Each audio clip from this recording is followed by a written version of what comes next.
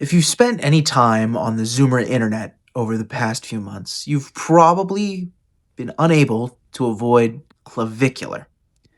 The 19-year-old streamer and self-described looks maxer How's it going, went man? viral telling his audience that steroids, crystal meth, and extreme self-experimentation will help them ascend and that it'll improve their looks, their confidence, and their lives. And that's been enough to catapult him across the entire right wing internet, including what genuinely might be the strangest interview ever aired on the Daily Wire. Say that she's pretty malformed. Her upper maxilla is extremely recessed, right? She's got the eyes of doom with no infraorbital support. Most recently, Clavicular, or Clav, as his fans call him, appeared in a live stream alongside a lineup of Manosphere-adjacent figures like Nick Fuentes, Sneeko, the Tate brothers, and Myron from the Fresh and Fit podcast. The live stream was bizarre, even by internet standards, with the group piling into a limo and singing along to Kanye's single Heil Hitler while doing Nazi salutes, after which they then proceeded to go clubbing? And as surreal as that moment was, even by internet standards, it exposed something actually important. Because Clavicular isn't just a weird internet character, he's a symptom of a broader problem. His rise reveals the underlying fantasy at the heart of a lot of Manosphere, quote, self-improvement content, and how it preys on young, isolated, often neurodivergent men by promising that if they suffer enough, if they optimize enough, if they punish themselves enough, one day they'll finally get to be normal. The fantasy shows up everywhere, from explicitly political gender discourse content to apolitical fitness influencers like Connor Sinan or Toji. And there's a reason live streams of some Chad going out to a bar and getting drunk and hitting on women have become so popular. It's like one of the most popular live stream categories. It's because they're selling their audience a fantasy. And it's a harmful one. And I'm not going to lie, I'm exactly the kind of person that this fantasy is meant to appeal to. In fact, I can remember the exact moment I gave up on it. In 2024, I was invited to Sochi, Russia, for the World's Youth Festival. In many ways, it was an amazing and transformative experience, incredibly validating in many ways. During the festival, I was able to have a face-to-face with the Russian President, Vladimir Putin, in an exclusive televised Q&A. But one night, there was a lull in activities, and I remember I was walking through the festival grounds as a concert was going on. Some Russian pop stars were on stage, and people were dancing, they were laughing, they were having a great time, and I remember this sadness washed over me. Because in that moment, I realized there was nowhere I could run to. I realized there was nowhere that I could hide from who I was. Even among some of the most high-achieving people, the highest math scores, future politicians, future business leaders from around the world, high-achieving people from Russia, from the developing world, from China, from the BRICS alternative, many of whom had similar politics to me, even among them, I was not normal. Our guide even commented on it to me. I asked her one night, I said, what do you think of Americans? And she said that it felt like many of the people who were there, they just wanted a free trip. It was like a vacation to me. But all I wanted to talk about was geopolitics, obscure political movement. I wanted to talk about BRICS. And later, I told a Russian friend about this experience. And her response was essentially, so what? She said, you're bookish, you're shy, you're a little obsessive, but I like talking to you. And I thought about it, and I realized that she was right. I realized she was right that I'm exceptional, and that the only reason I've been able to do anything that I've done is because I'm different, not in spite of it. And this is the fundamental lie at the heart of individualistic self-help culture online. It's that being normal is the highest virtue that one can have, and it just isn't. Now, that's not to say that self-help in and of itself is wrong, and that self-improvement is also wrong. In fact, self-help as a genre actually has socialistic roots. Samuel Smiles, who coined the term self-help, was a member of the Chartist movement, which was one of the first socialist movements in Britain.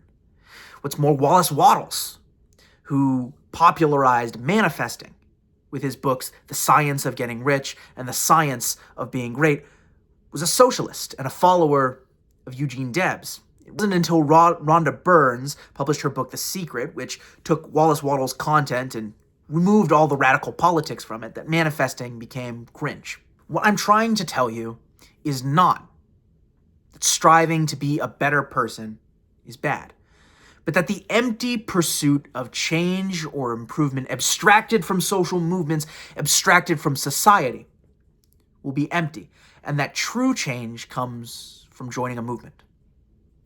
A perfect example of positive self-help is the life of Malcolm X. Prior to becoming a member of the Nation of Islam and getting involved, Malcolm was a petty criminal. In his autobiography, he describes pimping women, robbing people, and partying as what made up the whole of his life. And had Detroit Red never joined the Nation of Islam, we never would have heard the name Malcolm X. But by joining a movement, by taking history into his own hands, by learning to work with people, by becoming an organizer, Malcolm became somebody capable of changing the world, because the process of changing history, of getting involved in the struggle, also changes you. It teaches you empathy. It teaches you resilience. It teaches you patience and discipline. It transforms you into a person that is capable of fulfilling the role that history has chosen for you.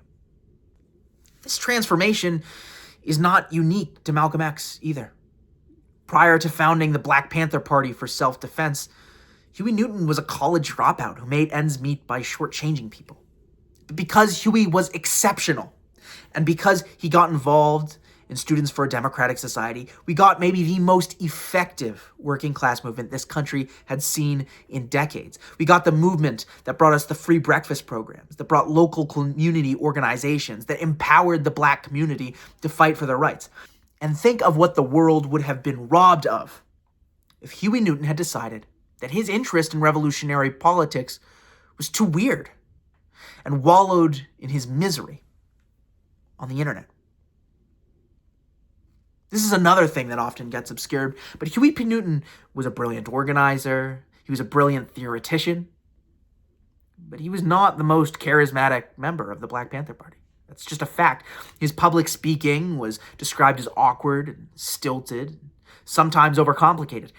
Many felt that some of his political classes were too dense and insular. Huey P. Newton was not normal. And you need to get it out of your head that the only way that you can amount to anything is by desperately trying to be normal. Because oftentimes, the people who change history are obsessed. And they're able to accomplish what they do because they are obsessed. Another perfect example, Vladimir Lenin. Lenin was not a normal person, nor was he described in personal accounts as a very charming or personable person. People who knew him say that he talked with a lisp. They say that he would get so worked up about party disputes and issues that he would stay up for days on end, ranting about them to nobody. That he would work himself up into so much of a panic that he had to play the piano to calm himself down. Fyodor Ilyich Dan, a Menshevik and one of Lenin's enemies, once attacked him in a pamphlet, saying, "What are you going to do with a guy who talks, writes, thinks, and breathes nothing but revolution 24 hours a day?" And this was a common attack of the Social Democrats on the Bolsheviks. They said that they were weird, that they were cultish, and that they gave the whole of their lives to the struggle. And it had not occurred to them, there was no understanding that the only reason that the Bolsheviks were able to take power, the only reason they were able to change history, to transform Russia from a backwards agrarian society into a superpower, was because they were weird. If you really want to live up to what you have to offer humanity, you have to embrace the person that you are, and you should get involved in the struggle. You need to join an organization. Now, joining an organization is not easy. Being part of a movement is not easy. I'm not going to lie to you. It involves a lot of rejection. It involves dealing with and understanding people, and that can be very difficult. And it involves sometimes facing persecution and being resilient to that persecution, withstanding it. But I think about the person that I was before I joined the Center for Political Innovation. And I'm so glad that I joined. My favorite American novel is The Grapes of Wrath. And it's my favorite because of how much I relate to the story of Tom Joad and how much he captures what it means to become an activist. I relate to how at the beginning of the story, Tom is selfish, he's mean-spirited, he's short-sighted, impulsive, he's lazy.